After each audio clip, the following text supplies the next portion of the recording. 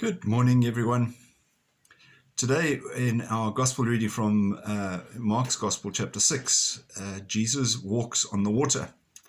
Now, to put that in context, Jesus had earlier on in the passage fed the 5,000. We remember that we had the passage about that, telling us about the feeding of 5,000. And then he went and he sent the apostles by boat. He said, get in a boat and go off to Bethsaida, and I will meet you there. And then Jesus went off to the hills to pray.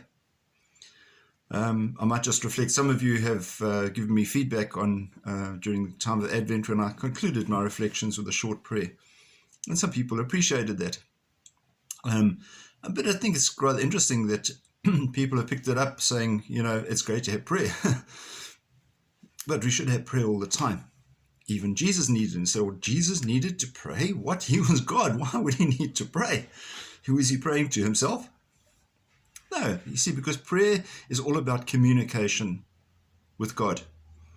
And in communicating with God, he was uniting himself with God, the Father and the Holy Spirit, and becoming one.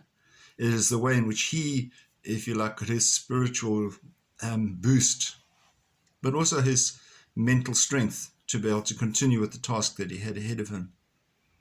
So prayer is a communication with God that we also need. And it's communication that we need to plan for, maybe more than ever during these uncertain times. Now, there are many different types of prayer. We've spoken about this in the past. And I think the types of prayer would depend very much on the individual. But there are one or two things that are very common about any form of prayer. Number one, we need to make time for prayer. Jesus went off into the hills, made time for it. Because if we make time for it, then it becomes part of our routine.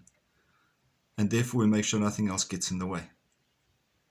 We need to also go to a quiet place. Jesus often went to quiet places. They had to battle to find him. He went off into the desert. Where's he gone? Or the hills. Went to a quiet place where he's away from distractions. It's difficult to pray when there are distractions around us. And so we need to find our own quiet place. Whether that maybe is in the church grounds or in your own home or at the beach or whatever. Find your quiet place, because it's then which you not only find God, but you find yourself as well. And then finally, grow your relationship with God. And as in communicating with God, you do become more confident or more comfortable and just open yourself up to the stage where ultimately prayer doesn't require words. So there's a new task or something that you can put your minds to for the year.